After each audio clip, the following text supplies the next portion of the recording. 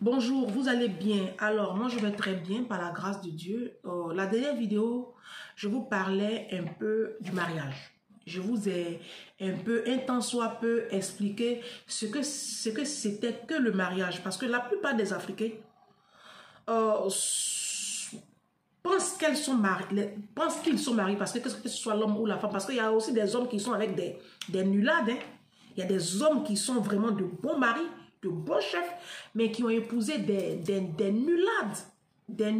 Quand on dit nulades, là, elles, tous les soucis, c'est faux s'ils mettent leurs poitrines dehors, leurs seins sont dehors, mettent mèches humaines, et puis produits pour devenir métis.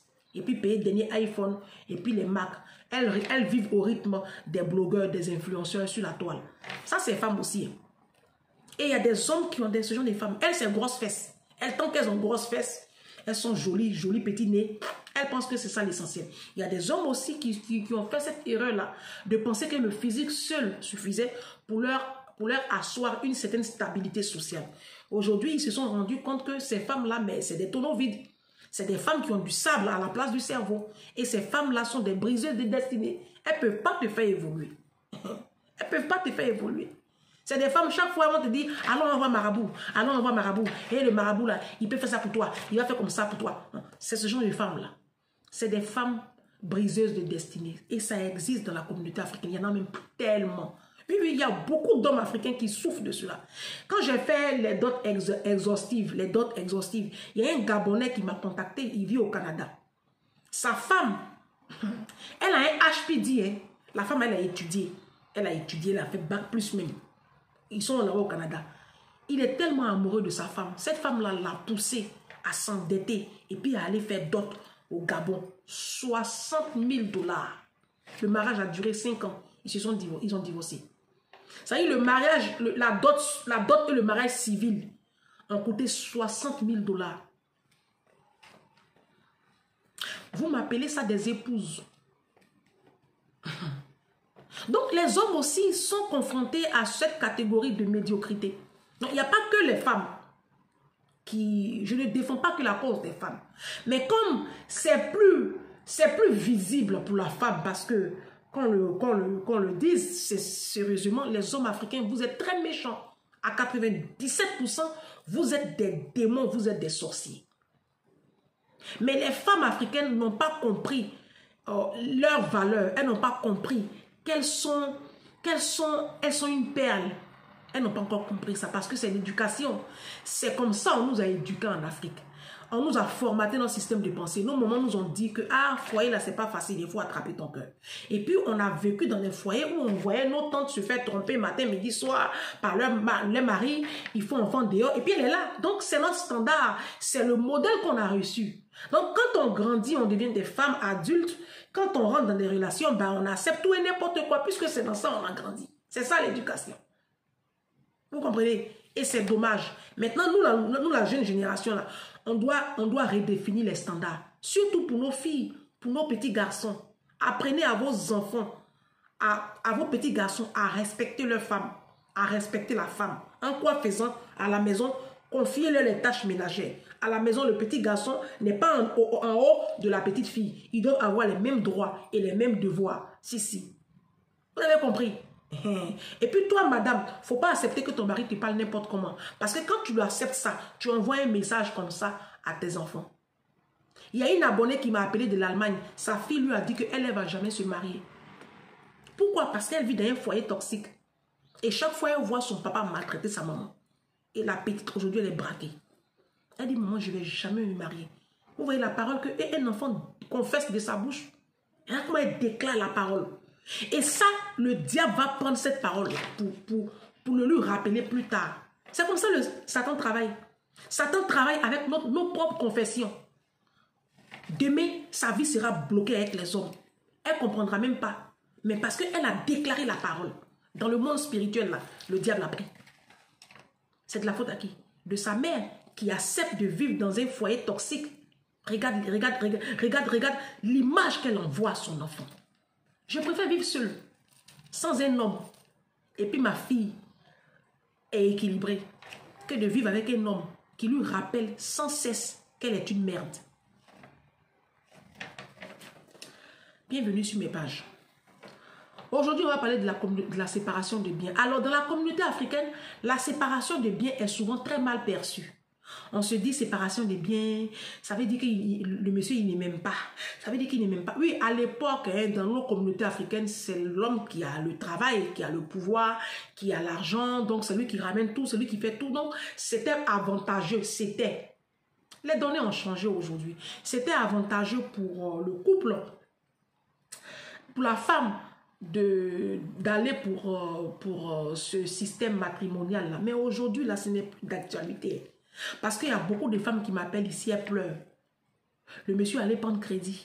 Et puis elles sont obligées de payer le crédit aujourd'hui. Tout ça parce qu'elles sont mariées sous le régime de la communauté des biens.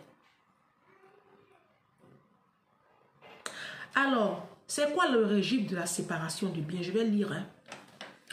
Lorsque les époux ont stipulé dans leur contrat de mariage qu'ils seraient séparés de biens, chacun d'eux conserve l'administration, la jouissance et la libre disposition de ses biens personnels, de ses revenus.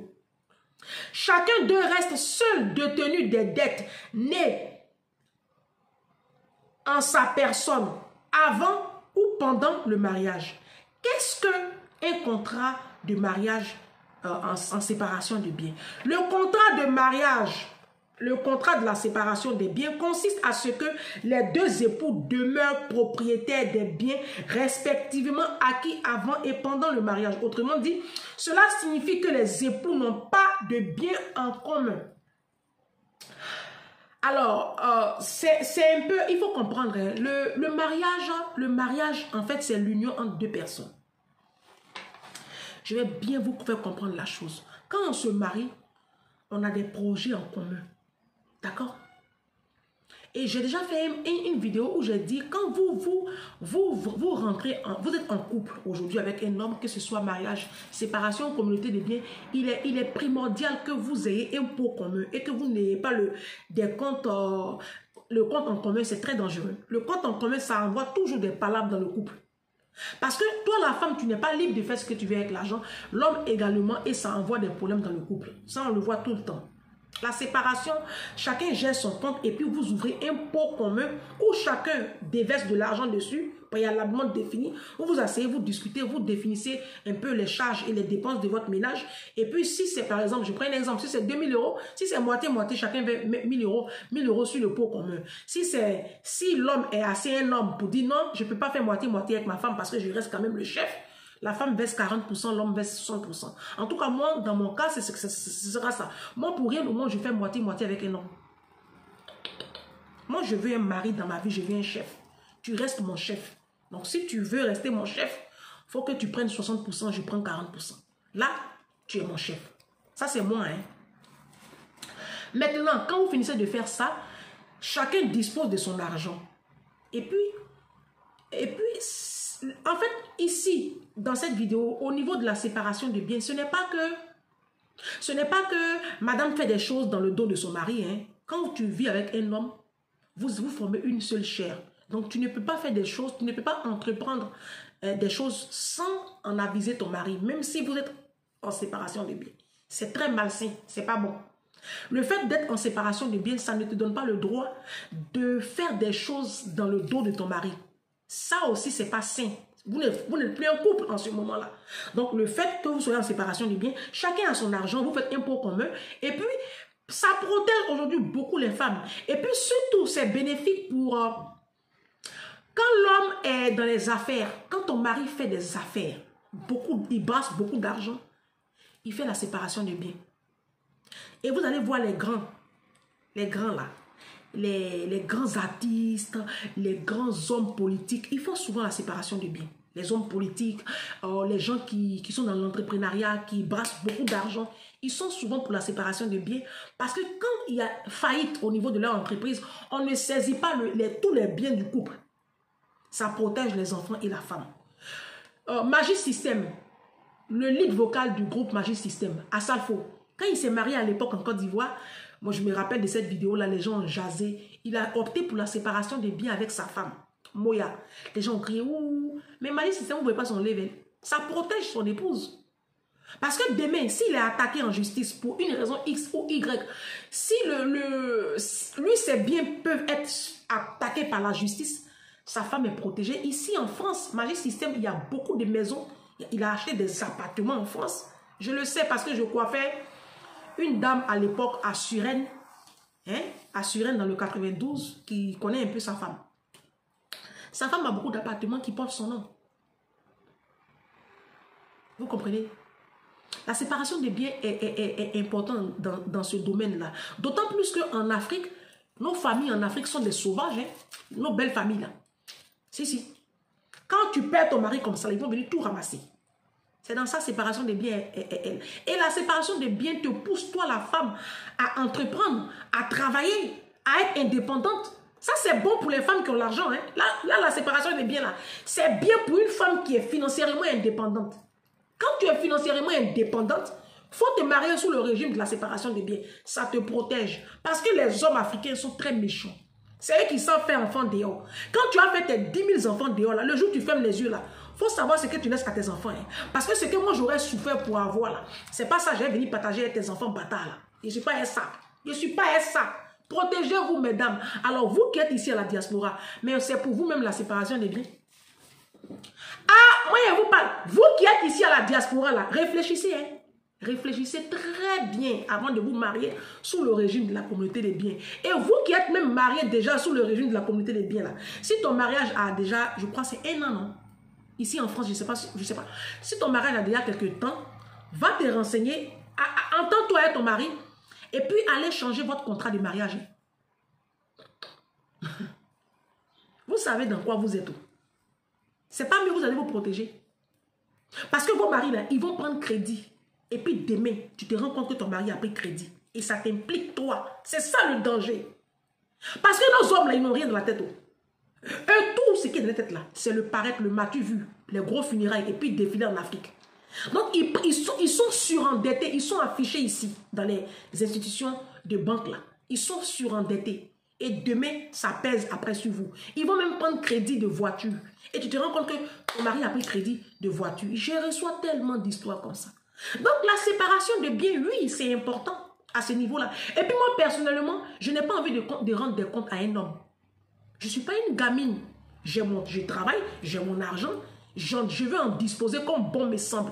Si j'ai envie de prendre mon argent pour déposer pour aller donner à Pasteur Mohamed Sanogo, ce n'est pas ton problème, c'est mon argent. Tant que j'ai mis ce qu'il faut sur le pot commun, voilà, tu n'as pas. Si je veux donner ma dîme, que toi tu ne crois pas en Dieu, c'est ton business.